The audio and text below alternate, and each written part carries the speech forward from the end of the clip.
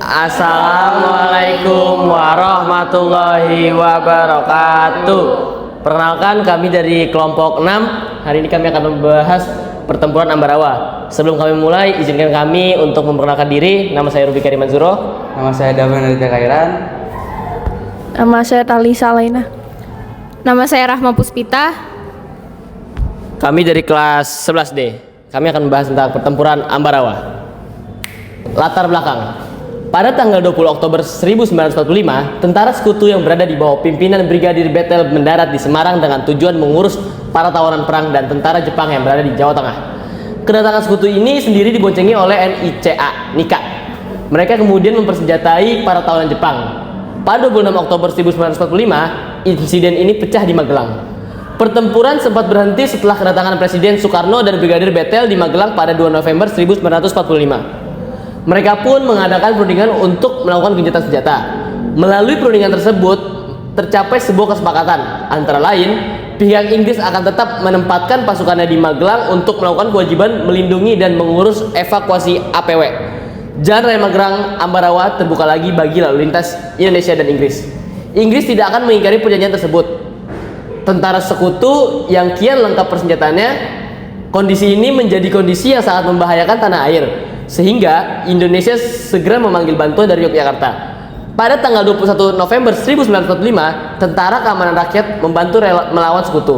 Sayangnya karena pertempuran ini pada tanggal 26 November, Letkol Isdiman pun gugur dan digantikan oleh Kolonel Sudirman. Kemudian Palagan Ambarawa yang pada saat itu dipimpin oleh Kolonel Sudirman menerapkan strategi gelar supit urang.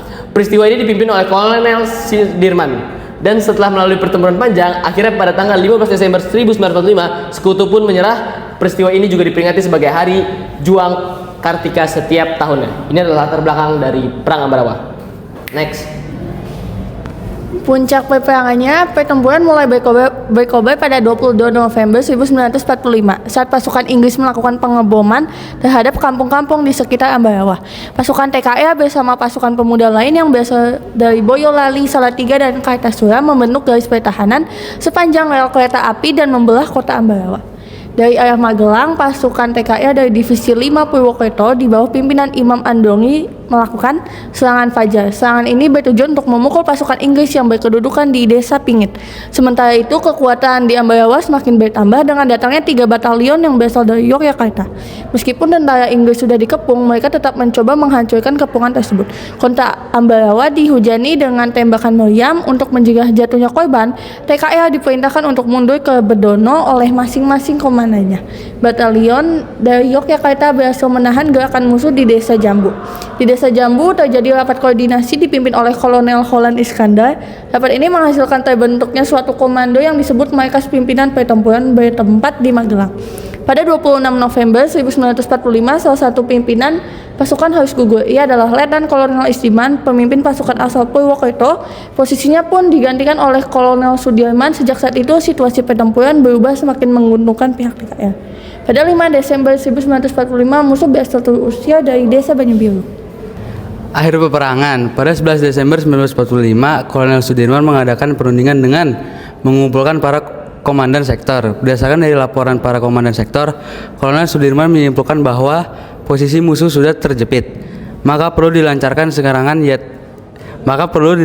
serangan terakhir, yaitu serangan pendadakan dilakukan serentak dari semua sektor. Tiap-tiap komandan sektor memimpin serangan. Para pasukan badan-badan perjuangan atau laskar disiapkan sebagai tenaga cadangan.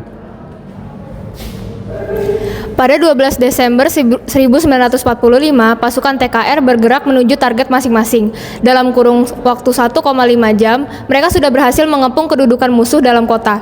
Kota Ambarawa dikepung selama 4 hari 4 malam. Pasukan Inggris yang sudah merasa terdesak berusaha memutuskan pertempuran. Pada 15 Desember 1945, pasukan Inggris meninggalkan kota Ambarawa dan mundur ke Semarang.